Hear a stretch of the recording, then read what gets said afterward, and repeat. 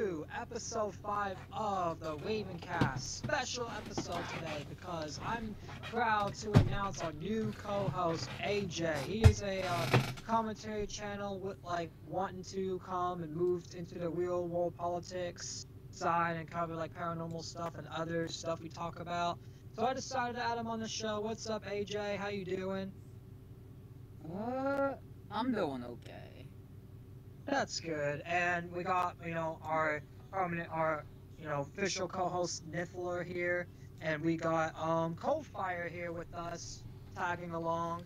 And we got the audience in here. Shout out to the audience in the Discord watching this live. If you want to be a part of the show and call in while we record, join the Discord. And yeah, but today we'll be talking about a special case, a case that just makes me so angry because I feel like the government has handled it so bad, called the Ruby Ridge thing. Basically, Ruby Ridge is a case where, actually, Niff, you want to explain it? Because since you know a lot more about it. So this guy who was a white supremacist in the 80s got labeled as a terrorist, more or less.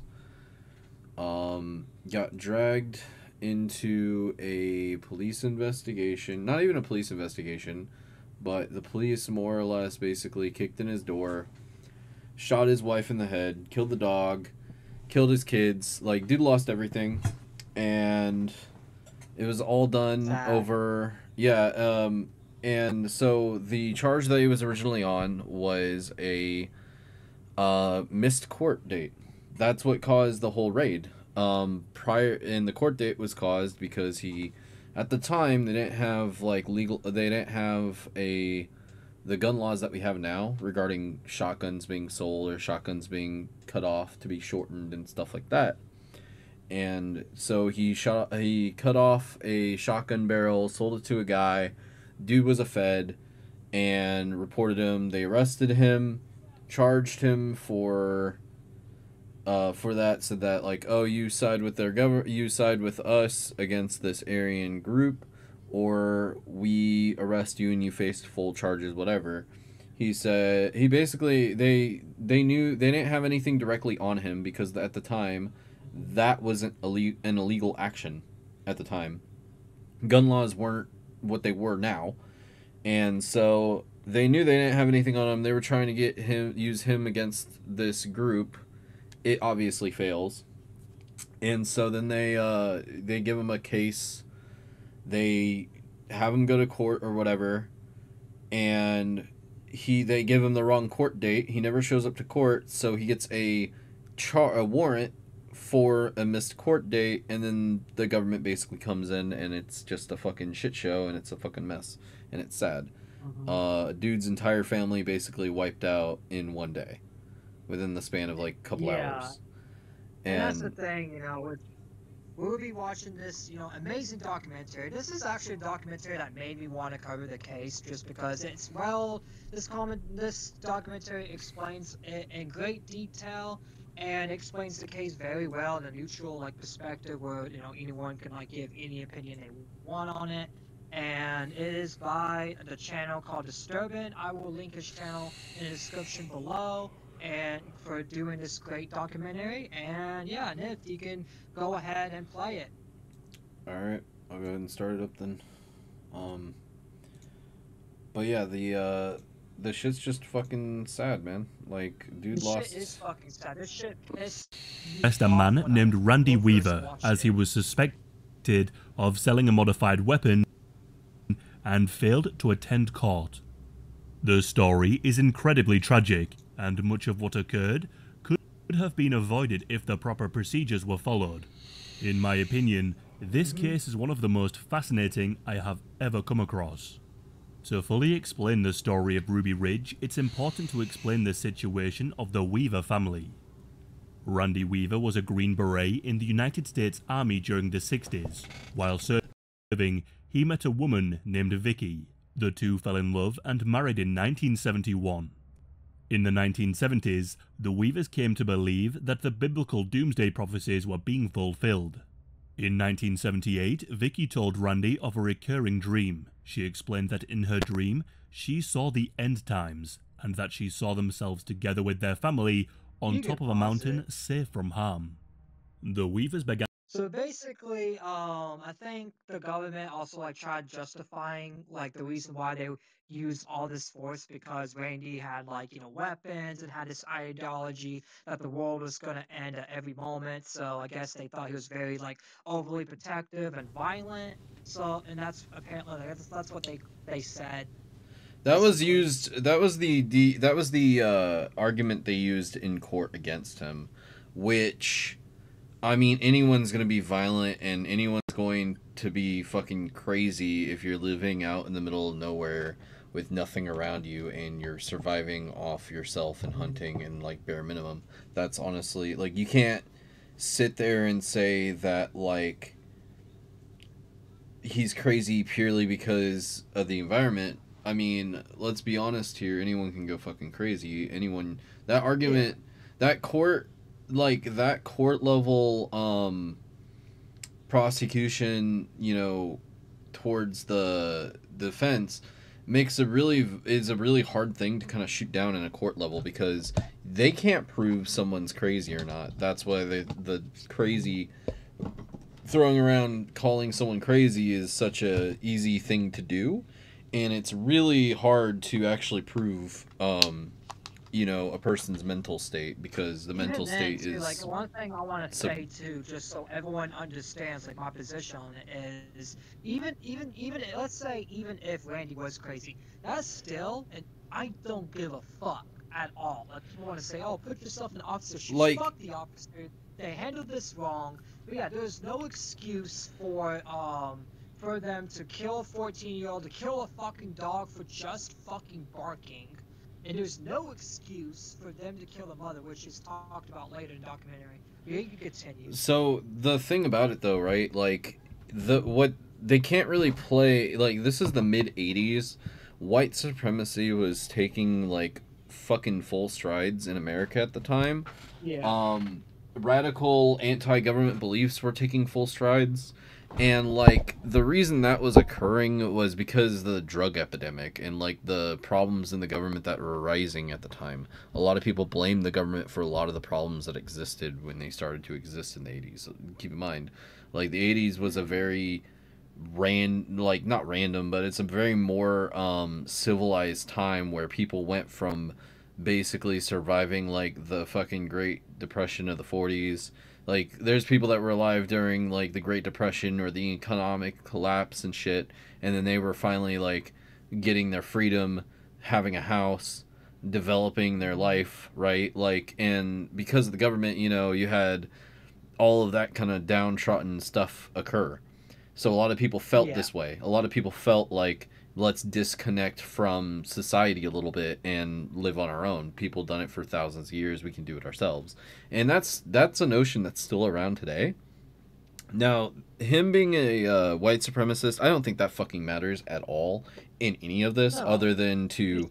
Especially when it was more common back then than it is now. Yeah, it wasn't as common as the 60s, don't get me wrong, because it was only like in the 90s. I mean, you had all the race war shit, the lynchings, like all the shit that, like all the horrendous shit in our history in the 40s. Like no, Trent, let me finish. It was like you were still in the aftermath of it though, as I would say on that. Well, that was when the time, like after laws started passing that treated people equally, and there wasn't as much hate towards other races, that's when like the people that remained racist had to come together to survive their ethnic ideology.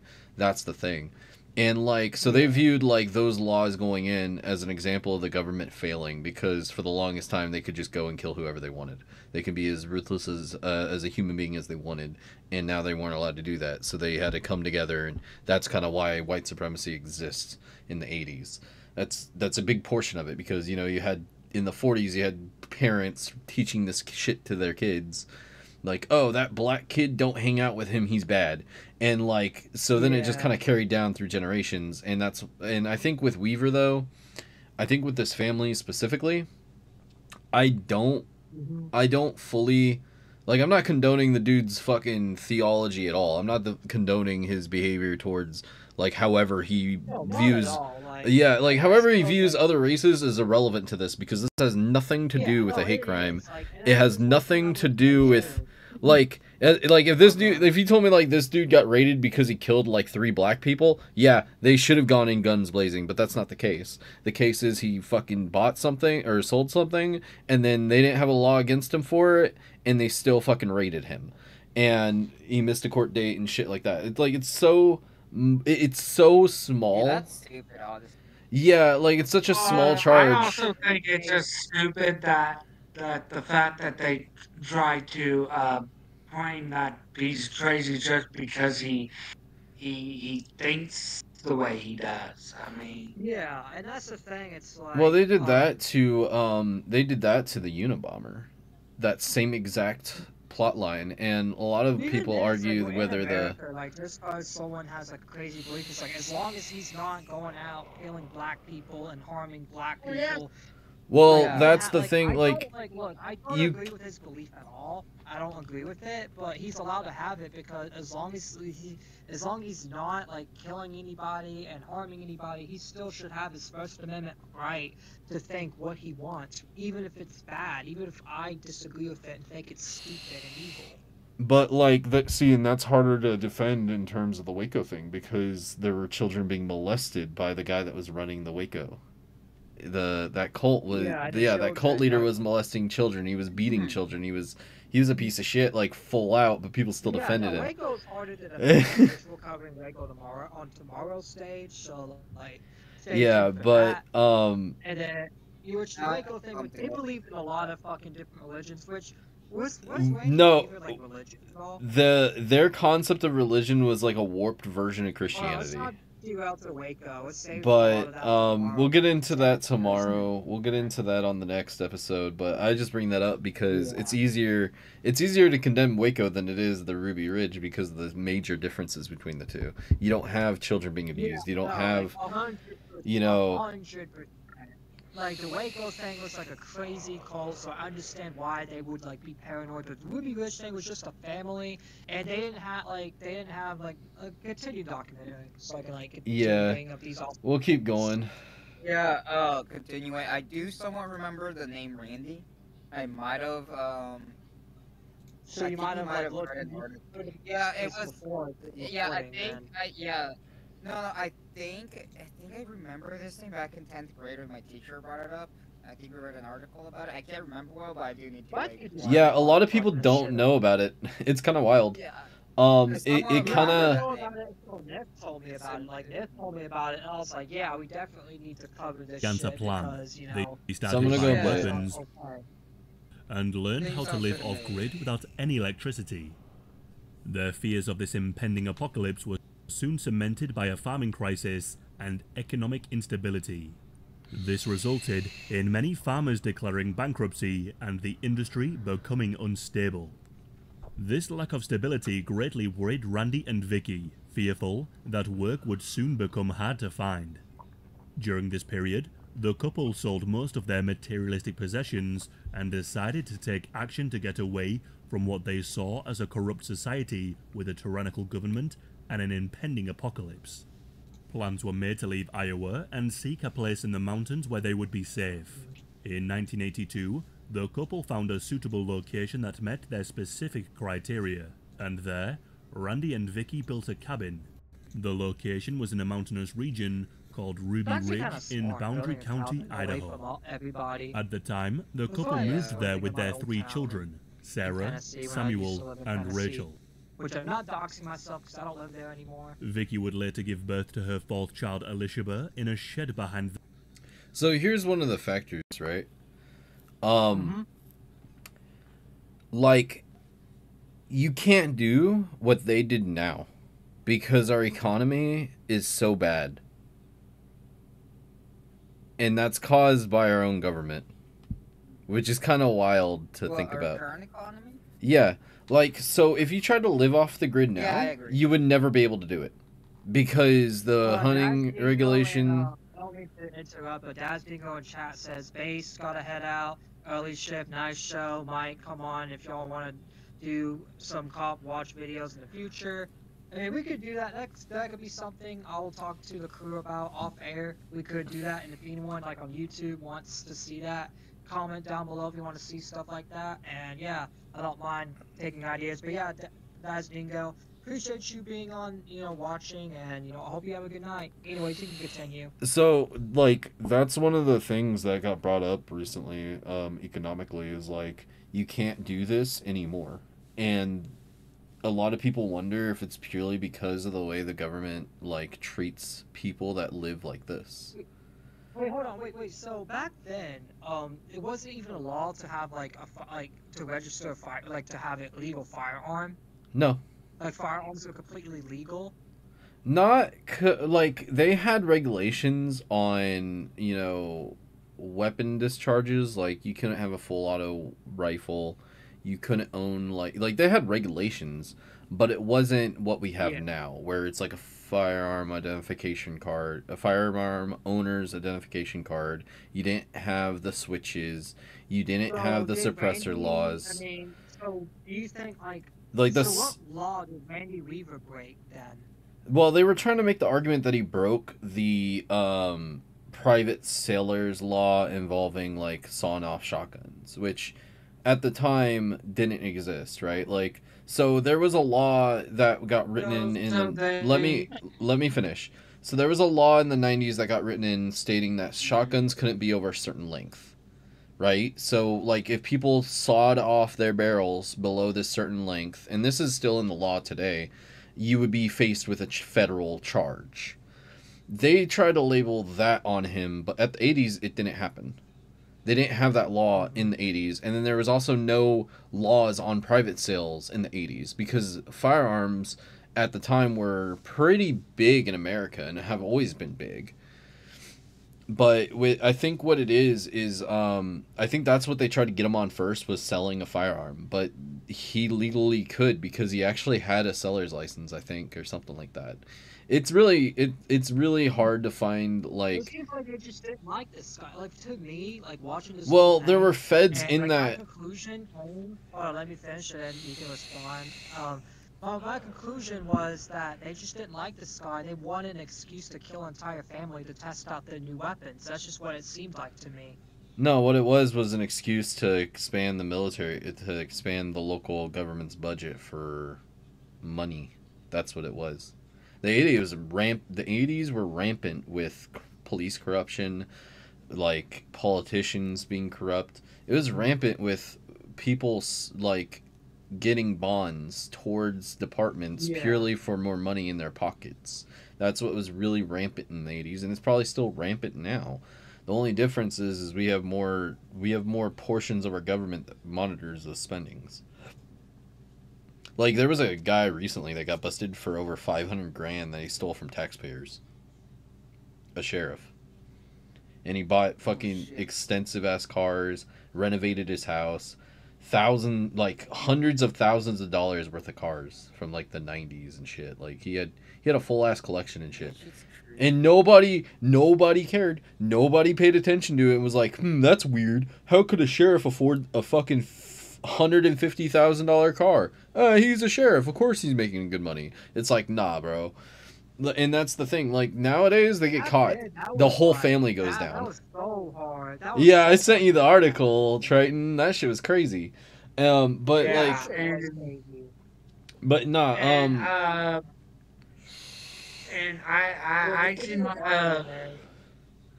I think with this whole thing, I think with the whole I think with Ruby Ridge, I think they knew the cops fucked up, and then instead of like doing their proper due diligence like they're supposed to, where they know they fucked up, even with a search warrant, it's in.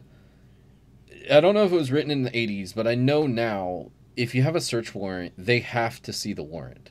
You have to make them aware that they have a warrant. Yeah, you have to show them the warrant. And they never showed Randy a warrant. There was never any information shared to him about whether there was a warrant on him or not.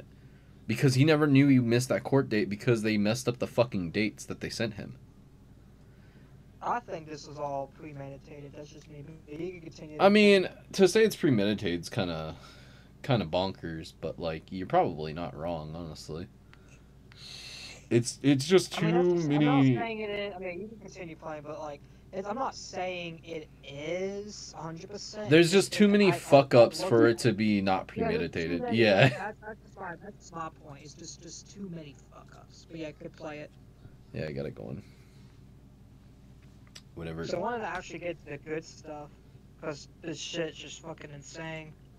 The family class. The children were homeschooled and they helped to grow food and hunt. Since the family now lived in such a remote area, they began to seek out friends to have more of a social life. The Weavers were able to make a number of friends in the area and allowed a man named Kevin Harris to live with them. Around 60 miles away from the family cabin was the Aryan Nations compound, a repugnant white supremacist and separatist organization with Nazi and American fascist roots, founded by a man This is named the group Richard that, Butler. The organization subscribed to the they belief didn't like that white that people Randy are was the a part lost of, that the tribe of government Israel, used as an and that the excuse to go United after them. States should be white and What was the Christian group only. called? The Aryan Nations, it's still around today. Oh, yeah. The Aryan Nation was like a huge thing in Idaho. Yeah, it was huge in Idaho, Georgia, Illinois, like southern portions or like Midwest. It was pretty. Nazi, I mean, people had, like, say. compound. You know? Yeah, people say they're neo-Nazis, but I think they're just genuine white. I wouldn't compare them to an actual Nazi, like, cause they have a lot of like white Christian ethic beliefs that are like radical, but with like it's a whole different breed, almost. You can pretty much lump it all together, but I don't support white either, obviously, but yeah, it's not the same thing. It's still fucked up ideology. Don't get me wrong. Yeah, it's fucked up. I agree. it's all fucked up. But like looking at, I mean, like I said, it's generational. That's what it is. It's not just this sprung up out of nowhere one day and some dude in America was like, let's make this a thing. Like, even black, if you go down that rabbit hole, it goes far back too. Yeah. Like, they both kind of feed off of each other is really what it is. Yeah, both are bad. Black was seen 100%. Yeah. Dude looks like a ball sack, also though. believed that they should use violence to achieve this if needs be. They had already been linked to a number of violent attacks. And because of this, the Aryan Nations was well on the federal government's radar. The Weaver family began to attend various events held by this organization. At first, this was purely social, and mainly because of the Christian identity beliefs the organization held. But as time went on, Randy and Vicky also began to subscribe to more of the radical and racial beliefs. As this organization was flagged as a threat, there were some government informants that would attend various meetings or events that were held by the Aryan Nations. The events and meetings were used by the organization to find potential recruits, and Randy was sometimes present at these meetings. Law enforcement already knew of Randy, as he had a dispute with a neighbor over some land.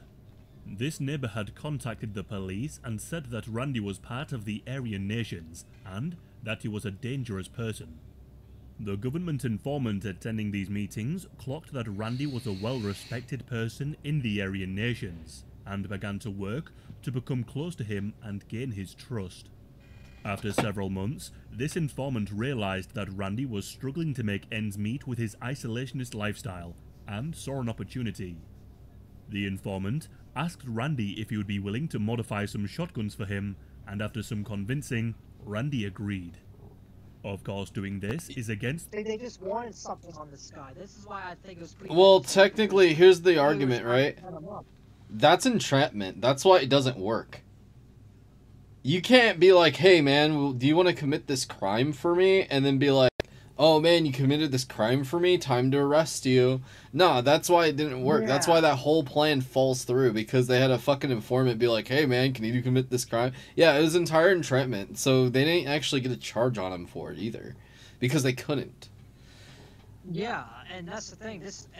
And they use this as an excuse to raid his house, even though This wasn't the that legitimate technically excuse to they raid didn't the even, he house. didn't even commit a crime because they literally were convincing him to commit the crime. So technically, it's like they have no ground to stand on. No, it was entrapment entirely, and he knew that. That's why he was pretty much not giving a fuck about what they said to him. Like, they pretty much used this as the excuse to say, hey, you're gonna support us in breaking apart this Aryan nation shit, or you're going to go down. And he said, nah, I'm not doing either, basically.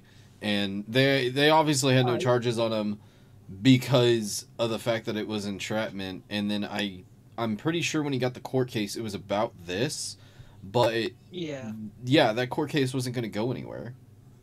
You can't, like, entrapment. The second entrapment's brought up in court, the case gets dropped. They have no argument because you can't allow police to break the law itself and then just for an arrest. Yeah, you can continue. Yeah, like I agree. But yeah, continue the documentary. The law, a sawed-off shotgun, is actually classed as a weapon of mass destruction, but only if shortened by a certain amount. On the 24th of October 1989, Randy sold 2 sawed-off shotguns to this undercover informant. The barrels of the guns were shortened less than a quarter of an inch less than the legal length. 8 months after the sale of the weapons, Randy was approached by 2 BATF agents. BATF stands for the Bureau of Alcohol, Tobacco, Firearms and Explosives. They told Randy that they knew about the illegal weapons transaction. Recording to be too long. Okay, what? Okay, I was just gonna say one thing. Wasn't entrapment not a thing back then? Because didn't they used to do the same thing?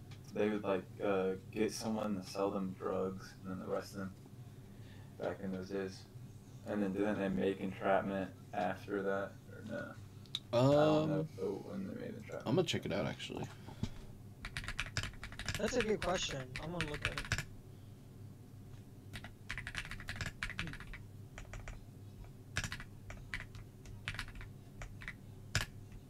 Sure.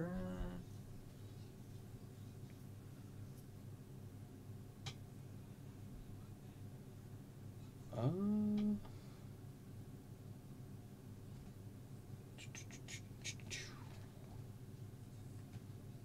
1992. So yeah, you're right. So yeah, it was. This happened in the 80s, so entrapment wasn't the argument that could be made, which it still is technically happened the same year. Wait. Oh yeah, the law happened the same year as the case, so they probably used this case as the reason why entrapment shouldn't be a thing. Oh, entrapment shouldn't be a thing. Then I'm getting multiple fucking years regarding entrapment. 92, 88. And there's like so many different bylaws of entrapment, like it's yeah. It specifically refers to government agents too, which is pretty neat. Alright, well go back to the thing. Yeah. 85. So entrapment, I think, was because this happened in 88, I'm pretty sure. So like entrapment was the argument that could have easily been made on Randy's case. Yeah. And that he either infiltrates the Aryan nation on their behalf and becomes an informant, or he goes to jail and his family suffers as a consequence. Randy had a great deal of hatred for the government, and now even more so. One of the main reasons the Weavers had moved away was to get away from government interference. Working for them was something that Randy would simply never do. Randy told law enforcement that he was not willing to comply with their demands, and so Randy was arrested and charged. After these charges were pressed against Randy, Vicky wrote to the United States Attorney Maurice Ellsworth, addressing him as the servant of the Queen of Babylon, and wrote to him saying, "The stink of your lawless government has reached heaven. Whether we live or whether we die, we will not bow to your evil commandments." Randy was released using his house as bond. Those who charged Randy gave him a date for court and told him that if he was to lose the case, he would also lose his house. The day of the trial soon came around and Randy failed to attend. Following Randy's failure to show up in court, the BATF started a surveillance operation. They knew Randy had weapons, hated the government, and was a trained soldier. They fucked up the court date and gave him the wrong court date, by the way, ladies and gentlemen. The government is so fucking dumb and retarded, they gave him the wrong goddamn court date. And then used that. And then charged him for skipping out on his court. Yeah, and then charged him for failure to appear. They still charged him. Even though they gave him the wrong court date, they still charged him. That's what caused the whole raid. Yeah, that was what caused the whole raid. I mean, guys, like, am I wrong to say, like, this just proves my point more and more that I personally think it's premeditated. Like, this just here's my thing, right? Reasons. Why, if he had a lawyer, that would have solved all of this. Triton, in case you didn't know that. Yeah. A lawyer is meant to be the in-between And I'm not saying this is a good mindset. I mean, Randy should have had a lawyer, but Randy probably didn't even trust a lawyer or trust anybody in the government, to be honest. I mean, there's probably some lawyers in the Aryan Brotherhood. I wouldn't doubt it. Then again, yeah, all of them in this video just look like fat dudes, so maybe not. I don't know. Yeah, you can hit place again. Yeah. So they believed they needed to be careful in how they handled the situation. They set up hidden cameras, put audio recording equipment in and around the Weaver's cabin, and began to take aerial photographs of the family going about their business. A number of marshals were hidden around the property, planning on how and when to strike to arrest Randy.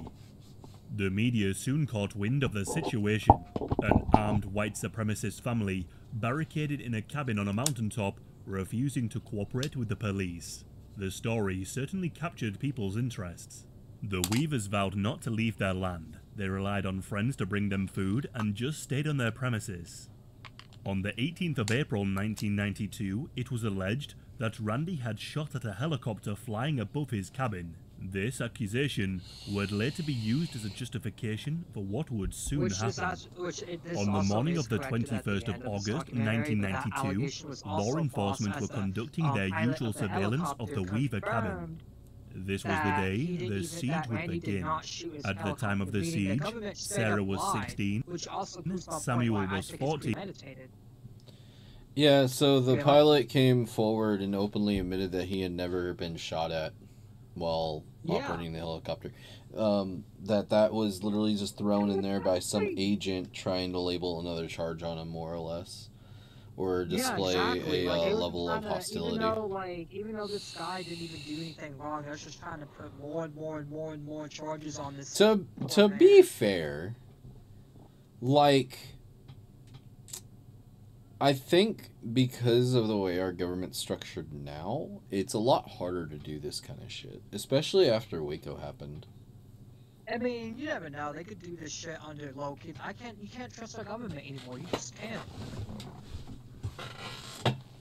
I remember when we argued about that, Triton. You were like, why shouldn't I trust the government? I'm like, bro, I can give you like 8 examples. This is just the tip of the iceberg right here. That was before I started looking into this, but I continue to play. Yeah, there's like 6 more cases I could show you, Triton.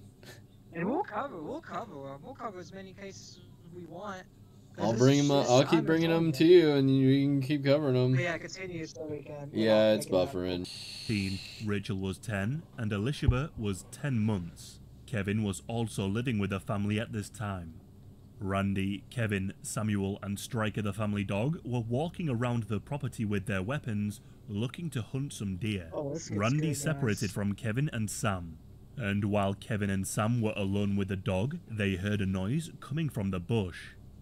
The dog Striker was alert and began to bark and look around for where the noise was coming from. The dog began to bark as he noticed some of the officers hiding in the bush dressed in camouflage. To stop the dog from barking, one of the officers raised their gun, took aim, and fired. The bullet hit the dog, killing him instantly.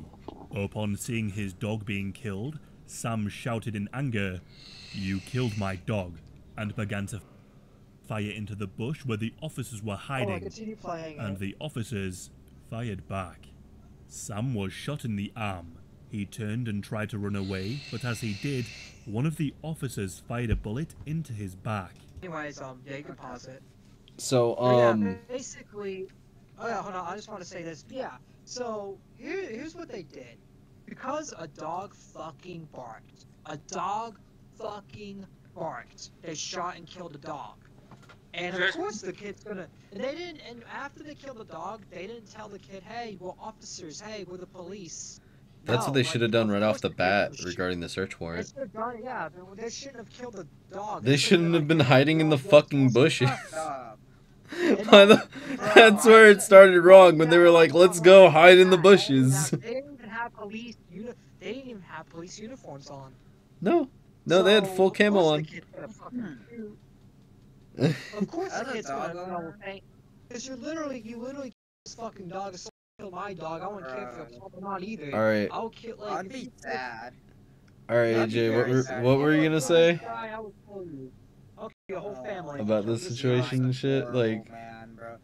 But yeah, you can continue. No, I want to hear what AJ says.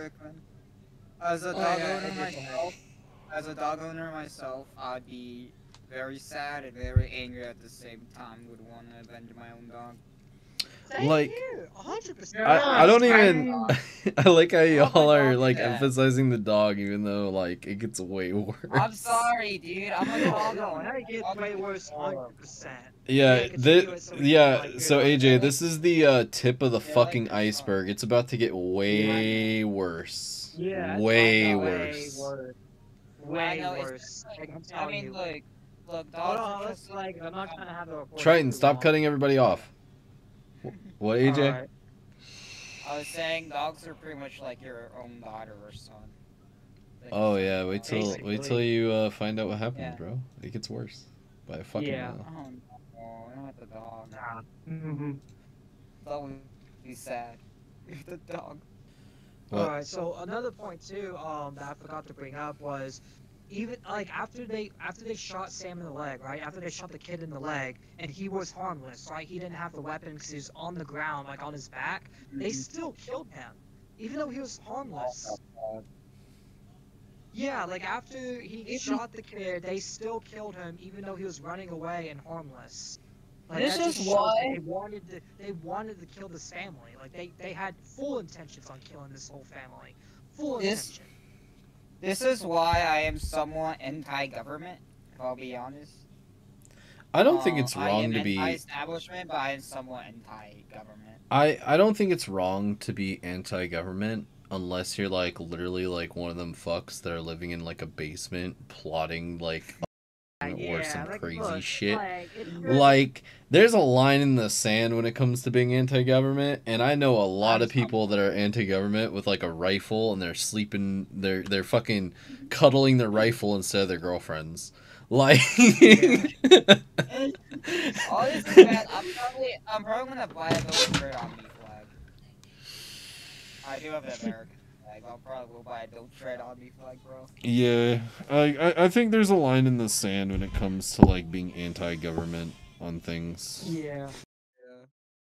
Definitely, 100%. Like, that's the thing. Like, just because the government is the government, it doesn't mean it cannot be criticized. And I don't like a lot of the people that like, oh, you can't criticize the government because they're smarter than you. It's like, nah. But no, like, there's some dudes in the world that are like sitting there cuddling their fucking 20 gauges instead of actually cuddling a girlfriend.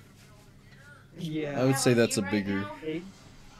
like you right now? Yeah. I haven't mentioned this yet, but I grew up in a partial police family, and I even agree a lot of this crap that have happened in this is not stuff that should never have happened. 100%. I mean, even if they view someone being a threat, like by default, they should have had like someone that doesn't look. Well, what I'm saying is they could have had someone. Wait, like one quick like topic to bring up, right? Like if I was in charge of like this fucking raid, okay? Yeah. I would be having one of the cops dressed in civilian clothes, going and handing the search warrant over to the property. Whether it's Randy, the son, or whoever. They already interacted with the son first, right? They could have easily never shot the dog. Had just some random dude, random cop, Fed boy, dressed in civilian clothes, and just go and hand the paper to the child and told him, hey, deliver this to your dad and have him come down off the hill. And then that probably would have resolved all of this. There was never a need to shoot a bullet. There was never a need to fucking kill a dog. And all of it probably would have been resolved when they saw that his paperwork was wrong. Right? Mm-hmm. But that didn't happen. Why didn't that happen? Because their fucking local PD or the ATF are fucking stupid. That's why that fucking happened. 100%. Yeah. Because they didn't know how to handle it properly. And I felt like they wanted the kid. Like, I feel like they just wanted to kill. And I know, like, a lot of people are like, Triton, that's crazy. It's like, no, wait till you hear a lot more of it. Like, a lot more of it just proves, and then the officer's testimony, too, that we're about to go over after this, too, just proves my narrative that they literally came in to kill. They wanted to kill no matter what. No matter if they were a threat or not. Yeah. They were out for blood, pretty much. Yep. 100% out for blood. By Kevin was sort of named agree William with that. Deegan, and William would later die from his injuries. The officers retreated and contacted their superiors. Fuck you, They William told them that Deegan. the situation Shit. had dramatically... Oh yeah, funny thing. That officer died from officer crossfire, meaning another cop actually shot him. The kid never actually killed him. I don't give a fuck, but rest in piss. That's what you get for killing a fucking dog. Like, imagine you just going and killing a dog for literally no reason. I'm sorry, but that's just karma. That's just God telling you. I just fuck find up. it funny that they died to their own gunshots. Yeah, exactly. That shit's just like that. And they that's some tried to Looney Tunes lie. shit, bro. And that's another thing, like, why I wanted to cover this case, because instead of the government taking accountability, firing the people they needed to fire, they doubled down and tried to justify this shit and tried to lie to the public. It's like, I'm not gonna let you lie, government. We're not gonna let you lie. No more. Like, I'm tired of just not Escalated, and that speaking out reinforcements were against needed as soon obvious as people possible. lying. They explained that the Weavers had opened fire upon them and claimed the life of William Deegan. The officers would tell a different story than what the Weavers would. They claimed that they encountered Kevin and Sam, and that the two of them opened fire on the officers when they identified themselves as law enforcement. It wasn't long before the Not media true. heard about what happened at Lies. Ruby Ridge, and the deaths of Sam and William created a media frenzy, but the standoff was far from over. The Weavers went down to retrieve Sam's body and brought him back up to the shed. Due to an officer being killed, the FBI became involved. The FBI were told that the Weavers had been given a chance to surrender, and that they had not accepted. So they were instructed to fire upon any adult holding a weapon if the shot would not cause harm to a child. Permission to use deadly force was granted. They were told that they could and should use lethal force. Helicopters, tanks, armored vehicles, kill. and Telling hundreds you, of kill to servicemen and kill. women were sent to surround the Weavers' cabin, and snipers were stationed all around. The following morning, Randy, Sarah, and Kevin got ready to go down and sit with Sam's body in the shed and pray with him. They grabbed their guns and made their way to the shed. As they began to walk down, the snipers opened fire. Randy was shot in his right shoulder. The three of them quickly ran back towards their cabin to safety. Vicky was back at the cabin and heard the gunshot. She ran to the door with her 10-month baby in her arms. She saw the three of them running towards the cabin and held the door open for them as they made their way back inside. Sarah helped her father Randy get back inside, followed by Kevin. And then, another gunshot. Sarah felt something splat all across her face, and then saw her mother drop to the ground, still holding onto her 10-month-old child. Vicky had been shot in the face. What Sarah felt splat across her face was indeed her own mother's blood. The bullet had passed through Vicky's face, killing her instantly, and had also hit Kevin in the chest. They were able to duck down and drag Vicky back into the cabin and put her body in the kitchen. Kevin was in an immense amount of pain and his wound needed urgent medical attention. As the days went by, journalists and reporters flocked to the area of Ruby Ridge, along with furious citizens who had heard that 14-year-old Sam had... Okay, pause it. So basically, the government killed a mother holding a child with no weapon, just holding a fucking door. And that's the thing, the instructions was only if they were holding a weapon. This mother was not holding a weapon, she was holding a child, and she got shot. What's the justification, guys? What's the justification for shooting a mother just holding a child? I want to know, what's the justification for that? None. Exactly. Fuck you, government. Like, this government... And the fact that and here's another thing, too. Hold on, Kofi, I'll let you talk after this. After I just bring up this. The officer, which we're gonna go over his testimony after this, but the officer that shot the mother still has his job and did not get charged for murder. He should have. And people want to make a big deal about George Floyd.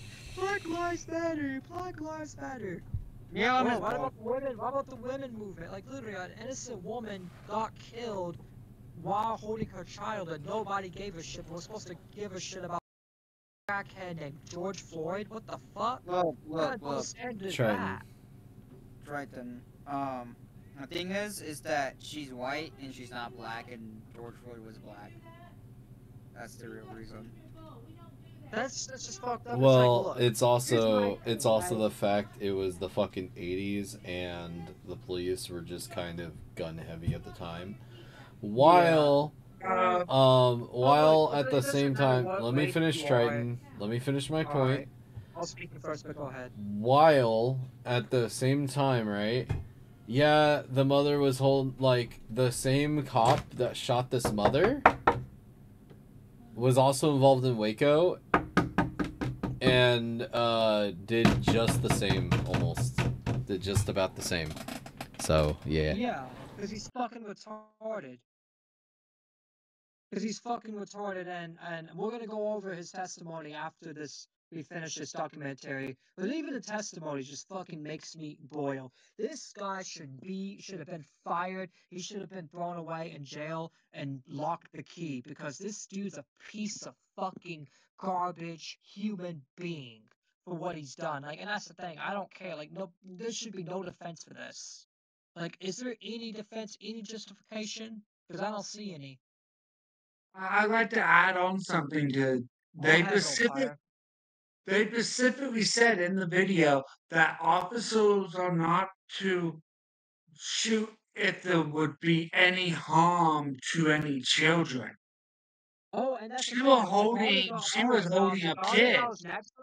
The daughter that was next to her literally got the bullet went through her too, so a child did get harmed. As well as the fact that the mother was holding a child. That could be also seen as that child got put in danger by the officer. Yeah, exactly. And the fact that the officer charges got dropped, and the fact that he was still able to have a job even after fucking up Waco too, just shows that the government does not give a fuck about its citizens or its people at all. Yeah. Like, this shit's stupid. This shit makes me angry. The fact that we are living in a government where the government can just kill anybody, and the office and as long as you're liked, as long as you have a government job, you can get away with it, and you don't get charges and shit, and you get justified. But if I would have done something like this, I would have been in jail. A normal citizen would, but just because he is a cop, he is able to kill an innocent mother holding a child for literally no reason, because she didn't have a weapon or anything, and he knew that too. He also actually shot the guy behind her too. Recording too, because it gets worse, guys. This shit gets worse. Play the recording. Play the documentary, because this shit gets worse. 100% worse. Being killed by the police. They did not yet know that Vicky had also been killed. A blockade was created to stop the angry civilians getting too close. People from all across the country came to protest against the police and in support of the Weavers.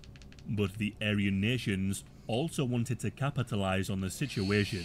They saw this as an opportunity to get more recruits and publicity, and they too came to protest. Law enforcement told the media that the situation was a dangerous one. They referred to the Weaver's cabin as a compound rather than a home.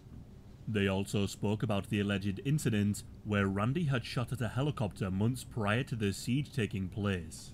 Over 400 federal agents were dispatched and stationed at the bottom of the cabin, along with countless armored vehicles and a number of helicopters. Following the second shootout, a negotiation team tried to speak with the Weavers. Every day, a negotiator would attempt to convince Vicky to make Randy stop and surrender. They would say, "What did you eat for breakfast today, Vicky? Come on down here, we're eating pancakes. You and your family can have some."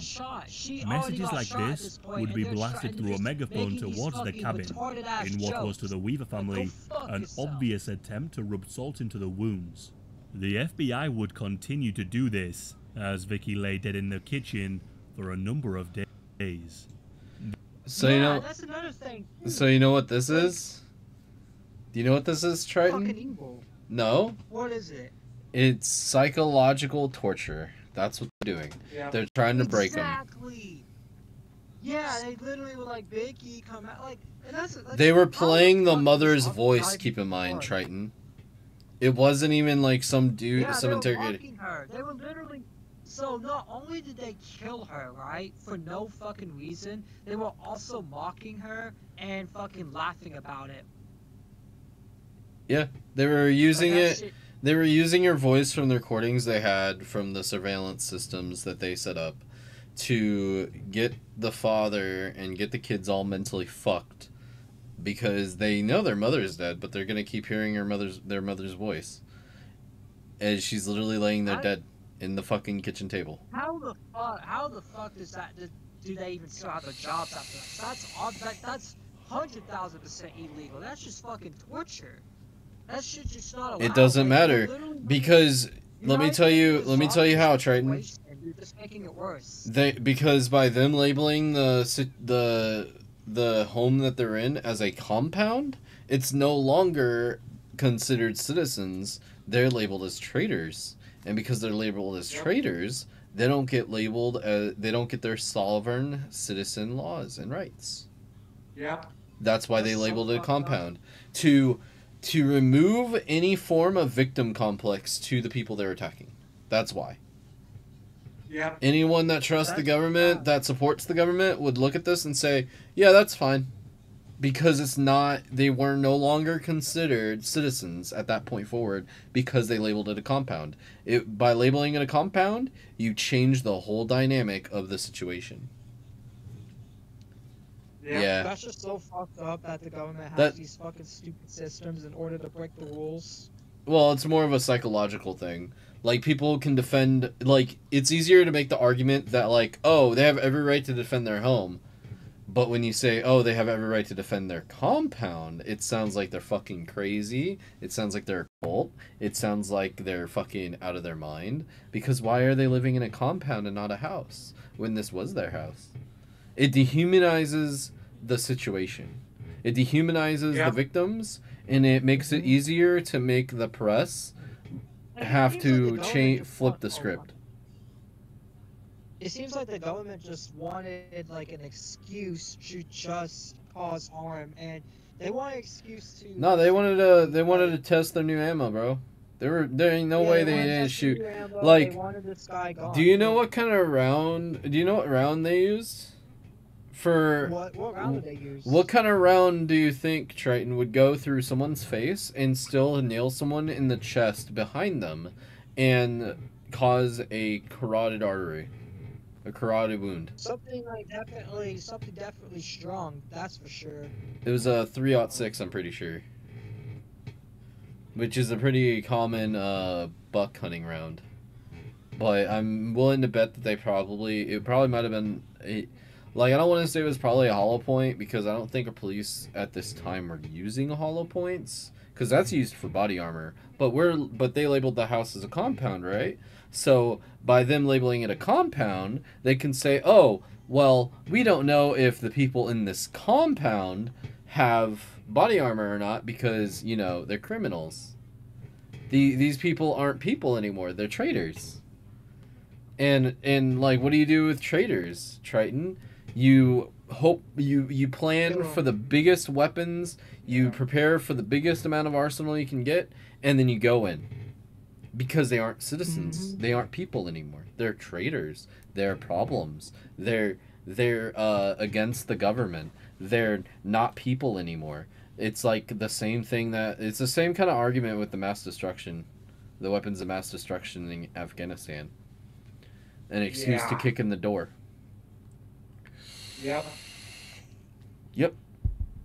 Except instead of weapons of mass destruction, it was, oh, they're in a compound and these people are terrorists. Because if they get labeled as a compound and label them as terrorists, they're now free to use heavier rifles. They're free to use tanks. They're free to use all of that wonderful American taxpayer money. They're probably even free to drop a bomb on the place if they wanted to. Oh, they did in Waco. They did. Not here, bro. They should have done that to Jeffrey Epstein. Not gonna lie. Nah, they just put Epstein in handcuffs and walked him out. Yeah, he got treated better than any other motherfucker in history, bro. Exactly. Did way worse by a fucking landslide. Yeah, dude. And the worst part is that these guys, fucking, I'm gonna use Randy. Is that all like the only reason they came after it was over fucking opinions. Political grouping. That's all it was. Political grouping. But if it's someone like Epstein, bro, oh fuck nah, we're not gonna touch that. I mean, he's a multi-billionaire. We can't afford to go to war with him. We'll just get him some handcuffs. Yeah. Fucking crazy. You know, and then that's a great example to bring up, AJ, is the fact that money is a big factor in that when it comes to the law. Like, if you have enough money, you'll never see a day in jail. You'll never even be arrested. You'll never have to deal with police if you have enough money. And it shouldn't be like that. Yep. Just like the drug cartels. Yeah. Like, no doubt, cartels probably have lawyers and judges on their payrolls. No doubt. Probably even more than just that, depending on the drug cartel. Yeah. But I'll go and play it.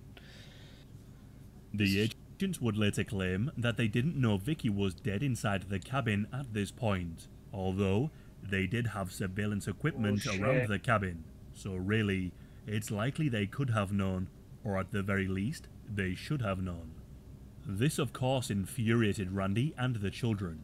They saw this as an attempt to anger him and draw him out so they could shoot him.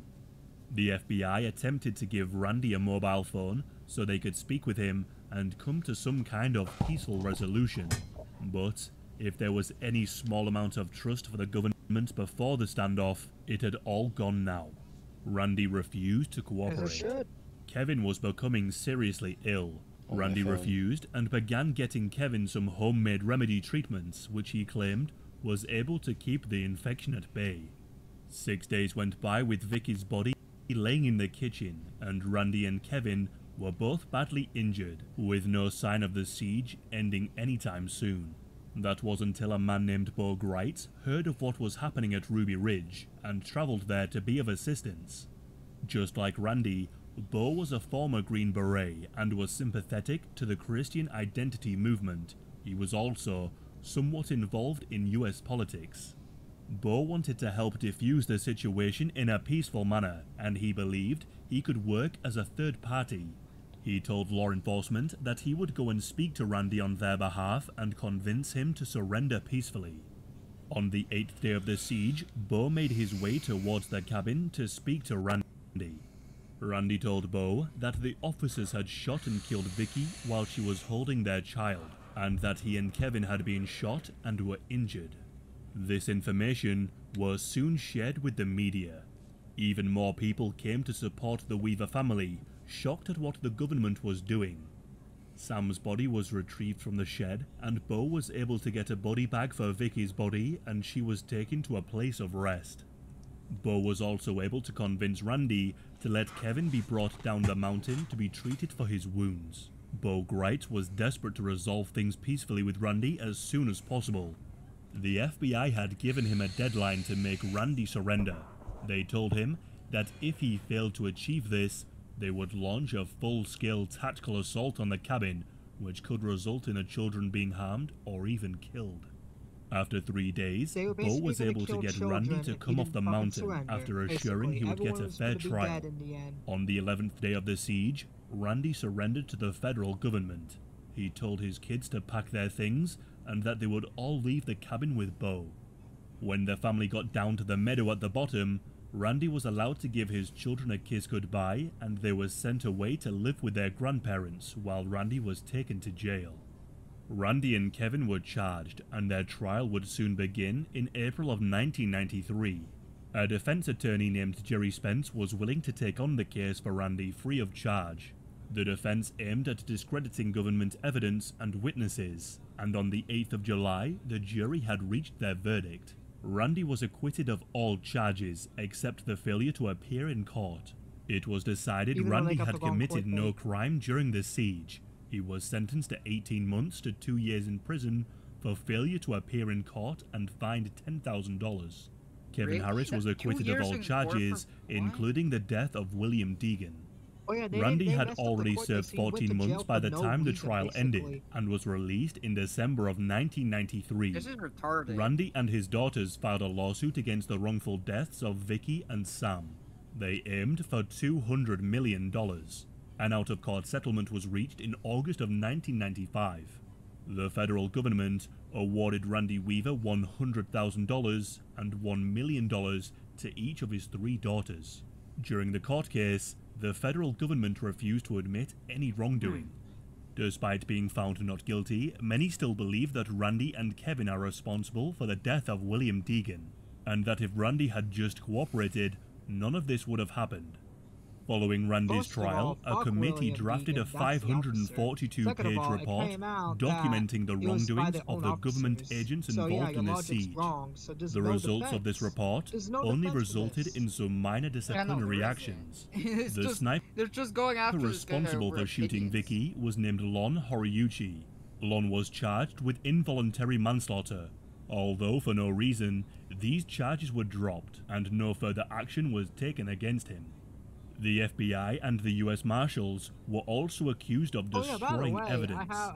In the years following the siege, Randy moved to a location 100 miles away from Ruby Ridge. The Weavers still own the property. Randy stays close to his daughters, and he went on to write a book, The Federal Siege at Ruby Ridge, in our own words. The book was co-written with his daughter Sarah. A movie was also created based on the events. For Sarah, she greatly struggled with what happened to her mother and brother. She was diagnosed with PTSD and depression, but has since stated that she has found Jesus and forgives those who killed Sam and Vicky. She has since also disavowed her father's beliefs. A couple of things to mention before this video ends. The FBI used the case of Ruby Ridge for their training, highlighting the numerous mistakes that were made and how not to handle a situation of that kind. Also, if you remember earlier, I mentioned that Randy had allegedly shot at a helicopter passing over his cabin. The pilot of this helicopter was asked if this was true, and it wasn't. The pilot confirmed that Randy had never fired at his helicopter, and this was one of the main reasons law enforcement gave for using such force.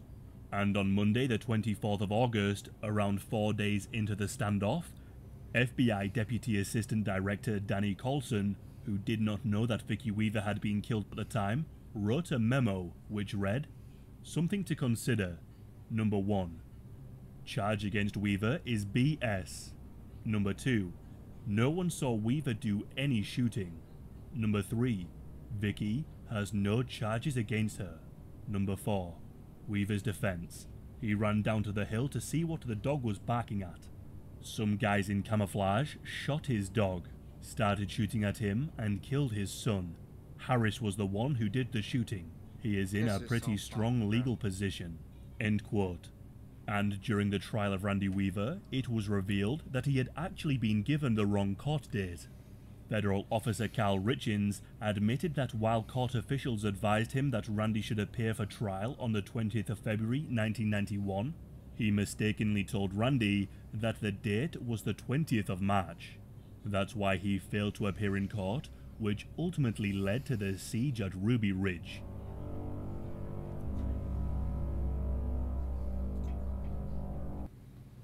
Yeah, so, yeah. Yeah, basically, they mishandled the case. Oh yeah, by the way, which I'm gonna resend you it in DMs, Nif, but I wanna go over the testimony that the officer had in court, the Hiraruchi guy, the same fucking dickhead, which is gonna be a common theme this week, because tomorrow we'll bring up the sack of shit again, because he mishandled Wake Up too. Common theme with this guy. I don't understand how he was involved in Waco. That's crazy. Like, not only was he involved in Waco horribly. I'm on the screen. Whenever you get the screen pulled up, because I'm gonna read it. Actually, no, I'll just check my DMs and stream that. Yeah, let me do that. Let me go and cancel the. Hold on, AJ and Coldfire, what's your opinions on all this? I think the government retarded mishandled this case, and they just only went after this guy because they didn't like his beliefs, even though they pretty much gave fucking Jeffrey Epstein a red carpet and just put him on handcuffs. Yeah, like that's the thing. Jeffrey Epstein had so much sex trafficking going on, but we don't need to go and kill and fucking raid his island. We just need to peacefully put him in the handcuffs. Yeah. And you wanna know why they did that? It's because he had the fucking connections for kids. Alright, so I'm gonna be getting it brought up. So fucked, man, it really is fucked. We're gonna go over the 3 screenshots all individually. This is the gun you shot Miss Weaver with, and Mr. Weaver with. Mr. Harris, whatever, asked. Yes, it is, sir. You intended to kill both Kevin and Randy, didn't you, sir? If they came out all at one time, we were intended to take them all out at one time, versus waiting for one individual to come out and take him piecemeal. Our normal procedures are whenever you have more than one subject, you try to take them out one at a time. You testified yesterday that the reason you didn't shoot them at first is because you hadn't expected them to come into sight, that they surprised you. I take it that... Yes, sir. I take it that had you known they were going to be in that position, had you been ready, you would have shot at that point? Probably not. Well, I'm confused. You tell me the reason you didn't shoot is because they surprised you. You saw somebody you identified as Kevin Harris? Yes, sir. And then we're going to the next one. You wanted to kill him, didn't you? Yes. Asked about the second shot. Just before you shot, you knew the door was open, didn't you? At that time, yes. Didn't you know that there was a possibility of someone being behind the door? There may have been, yes. You shot twice, and both times you made mistakes. Is that correct? You heard a woman screaming after your last shot. That screaming went on for 30 seconds. About 30 seconds. I want us to just take 30 seconds. Now pretend in our mind's eye that we can hear the screaming. Looks at the wall clock as it takes 30 seconds. Just shooting to protect cross-examined, but you were waiting for them to kill her, especially a threat. Weren't you, based on the rules, sir? And, like, I don't understand. I don't understand what his reasoning is. Like, he basically, and if you go to he's basically just saying he was following orders, but, like, let's assume the curtain at the bottom of the window was open approximately 7 or 8 inches. You could have seen the movement of those two heads across there, couldn't you? If the curtain was open, yes. You could have seen Vicky Weaver standing there, couldn't you? Yes, sir, if the curtain was open. So he made a shot. Hold up. I got something to say about this. So he made a shot and didn't see the person and still chose to pull the trigger. That's something That they're is not supposed to Yeah, do. this is retarded. that is neglectful discharge. That is what that is. That is a grand display. That's a grand display of, like, not just bad firearm training, but bad marksman training. You're never supposed to take a shot unless you can actually see what the fuck you're gonna hit. Especially if you're shooting at targets or any kind of target. At the end of the day, you never know what could be behind it, and that's why it's important. All that's supposed to be... Yeah! And that should have been the thing that gets addressed, because that shows that this dude, like, either the department failed or he just did not care. I don't think he cared, and honestly, I think he did see the murder. I think he did do it on purpose. That's just my opinion, but I think he did. I All don't... this shit doesn't make sense. This, like, transcript, like, how accurate... There's no way you didn't see that. She got shot clean in the face. This was a perfect shot, too. Super perfect. Like, you had to see. How clean of a how clean... Like, how legit are these, Yeah. is this transcript, though? Like, is this legit? This is what, like, we found, this is what Carter in the audience sent me, because he found it on, like, online, like, through the court.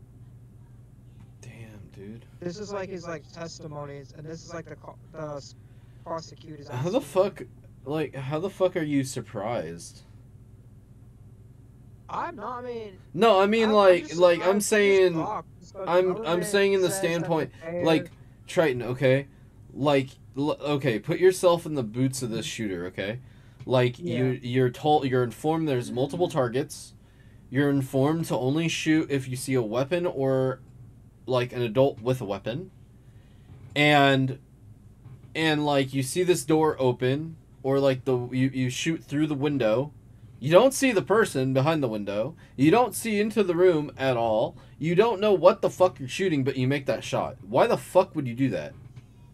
That goes against every rule that they had in that whole documentary and the structure of the FBI case. Too, another thing which did not get bring up in the testimony, and I really wish they did, but why the fuck were they like, after she got killed? Why the fuck? Like, because he claimed he didn't even know she got killed, right? But why the fuck were they mocking her after she got killed? They claim they didn't know, but that's bullshit. If they had cameras, they had audio surveillance and they had camera surveillance, so that's just bullshit. Yeah, they knew. It was psychological. It was psychological horror. It was psychological abuse, is what it was. We read the last page and then. Yeah, let me get to that last page. This shit is fucking retarded. I don't understand. Alright, I got the last page pulled up. I'm gonna zoom in on it too. Give me a second. Okay. Alright. You were waiting in retrospect of a threat, weren't you? Based on the rules, we could. I'm going to put my arm right next to the door, behind the cabin door, curtains drawn. Would you do me a favor? Would you say anything? Did I flinch? I can't tell, sir. Yeah, so he literally just proves the fact that the dude didn't even see the shot that he made. I think at the target. Her on purpose. Well, he didn't know who the fuck was there. Like, he shot allegedly through... Yeah, but, like, let's be honest here. Like, even, like, if a window is only open, like, 8 inches, you shouldn't be shooting through a fucking window. When there's children. Yeah, that was all known. Keep in mind, they had surveillance. They had the exact premises. They had fucking everything to do this properly, and they didn't. Because this dude chose to make a shot that he didn't see anybody, and he made that shot. That is bad marksmanship. That is bad fucking leadership. That is bad example of training. That is like, this dude should have been grilled and fired, and he wasn't. And instead, he got promoted. He ended up going to fucking Waco instead. Yeah, and he fucked that up, which we will talk about that on the show tomorrow. Waco is a whole nother situation. That one's deeper. That's a Waco big is deep dive. definitely a whole nother situation, which is it's not as bad as this. I mean, It's bad, worse. but It's not worse. like we can't we can't call outright call the government evil. We can call them stupid. We can't outright. But this situation, the government's hands down fucking evil for what they've done. Yeah. We're at the end of the program. People in the Discord audience, which we have two. If y'all want to call in, raise your hand, and we can hear what y'all have to say on the whole thing. Like, this shit's just fucking crazy. With Waco, our government approved of using a gas that's flammable, and that's why the building caught on fire. They also drove a tank through the building, through the compound, while there were children inside. Like, there's so many cases, there's so many examples in Waco of, like, things as bad, if not worse than this. But, like, I think with Waco, it's kind of more justifiable because they were fucking crazy-ass people. It wasn't just, like, some innocent family. No, it was, like, a group of some crazy people believing in some crazy dude. So it's kind of more understandable them going to that route of, like, a raid. But I also don't feel like they needed to fucking take pictures of dead bodies like they were going hunting. Yeah, Bro, yeah, exactly. Did it? Yeah, you didn't know that, AJ, did you? Yeah, didn't they, like, kill, like, hundreds of, like, children? Carter was on here first. Carter, what's your thoughts on the whole thing? Let the man talk. Oh, you can talk then. Yeah, didn't they, like, in Waco kill, like, hundreds of kids too, man? Like, with the gas, salines, and, like, women? So, there was there was even, like, multiple babies, too. Yeah, so there was multiple families in one compound. Yeah. And the FBI or ATF, one of the two, had to get approval from our own, from, like, our Department of Defense to use a chemical agent, which was like a gas. It was a type of tear gas that was flammable. And this is the debate that people argue about a lot, is like, who started the fire? And a lot of people say, oh, well, the Waco people did. But, like, a lot of people don't know, but that gas that they used, it was a type of tear gas that was flammable and was, like, normally used for actual combat, actual warfare, and war zones and shit. They used it there. And that's what ignited, because the police were shooting into the building, throwing gas in, and it's combustible, so it combusted.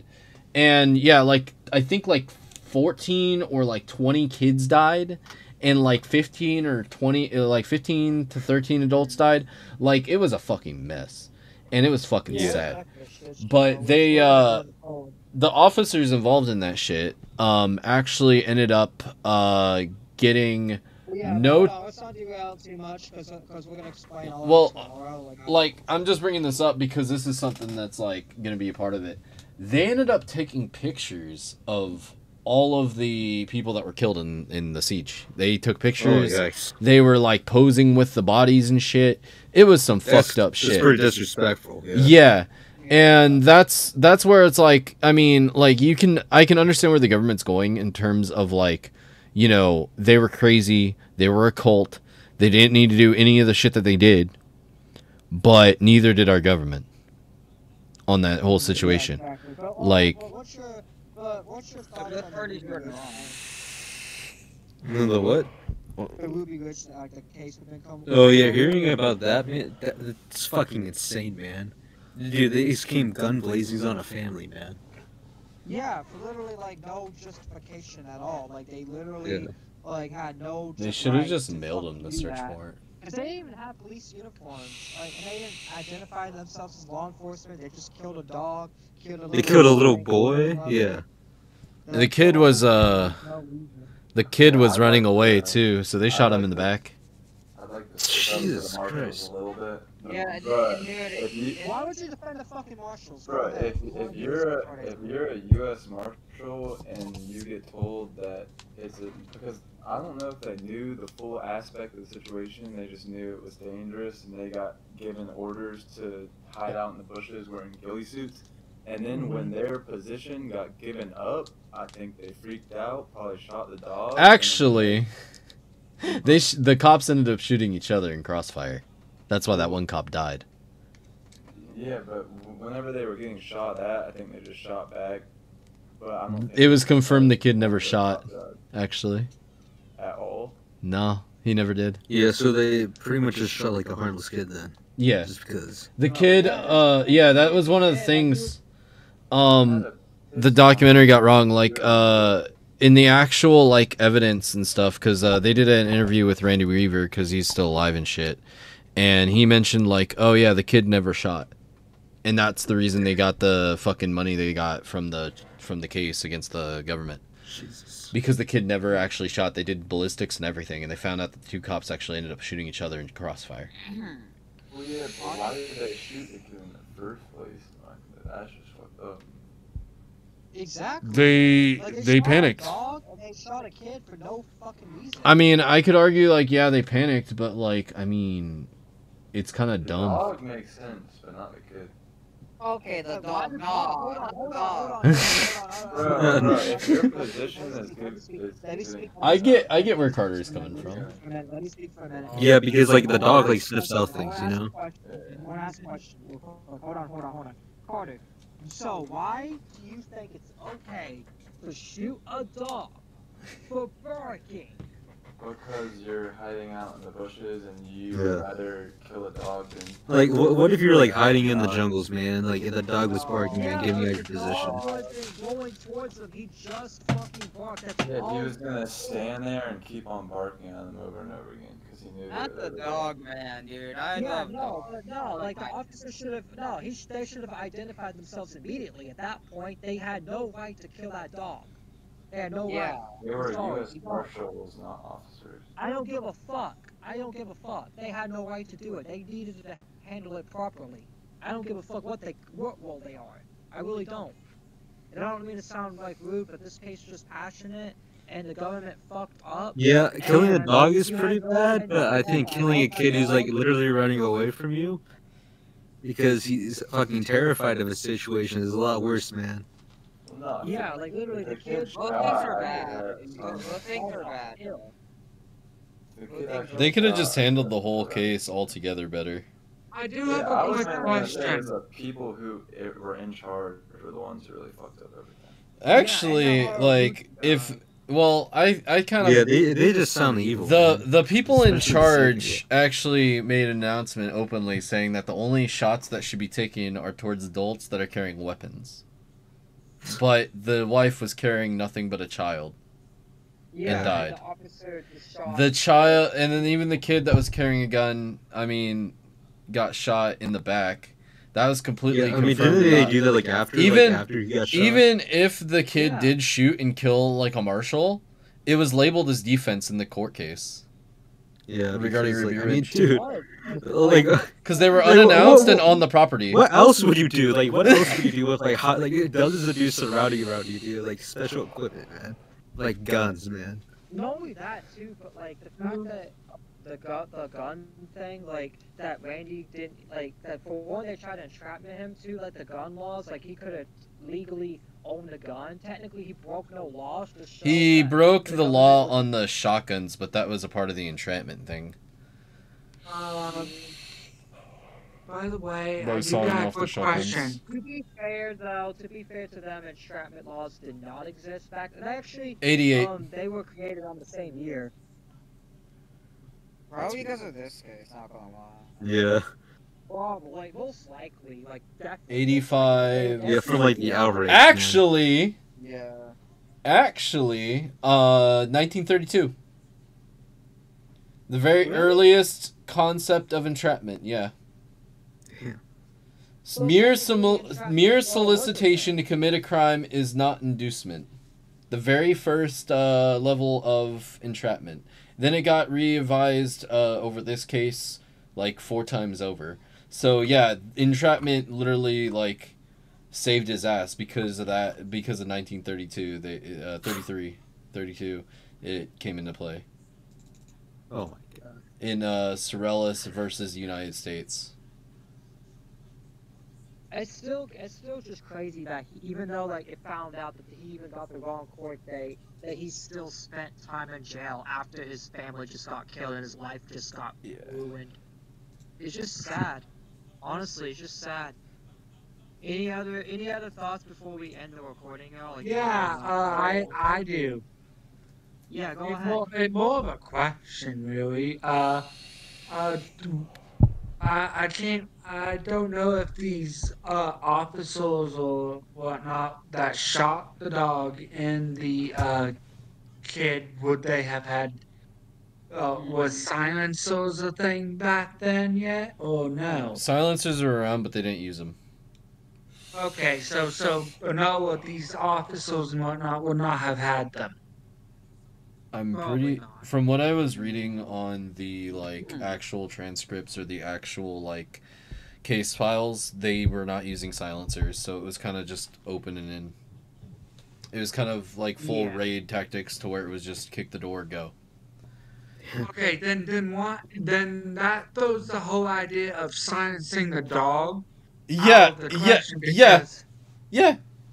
That's why the because case. of the That's why that whole argument, like, okay, if the kid did shoot, and kill the officer, then would it be labeled as self defense? And it's like, yes, it would, because the marshals were not. They were not properly. They were not properly displaying their badges.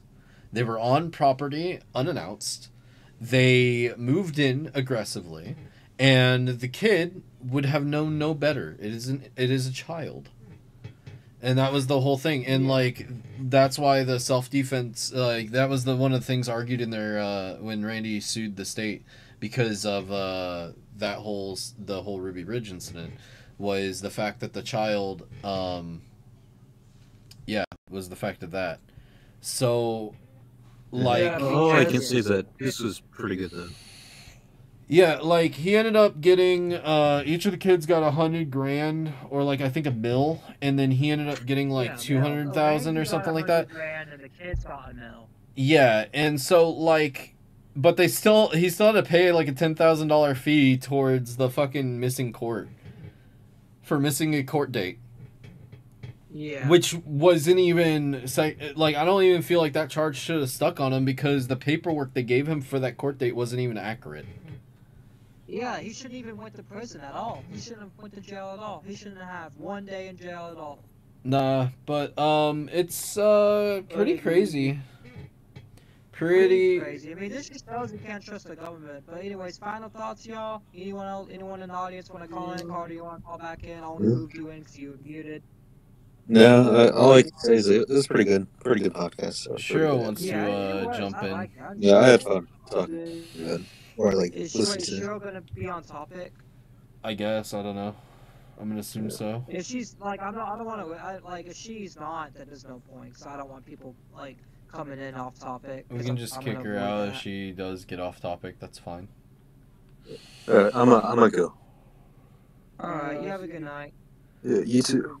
But nah, I just think with Ruby Ridge, it's a prime example of everything wrong, and I think with. All right, Shiro, you're on you. You're on. What's your thoughts? What? What's your thoughts on the Ruby Ridge thing? I haven't heard much about it.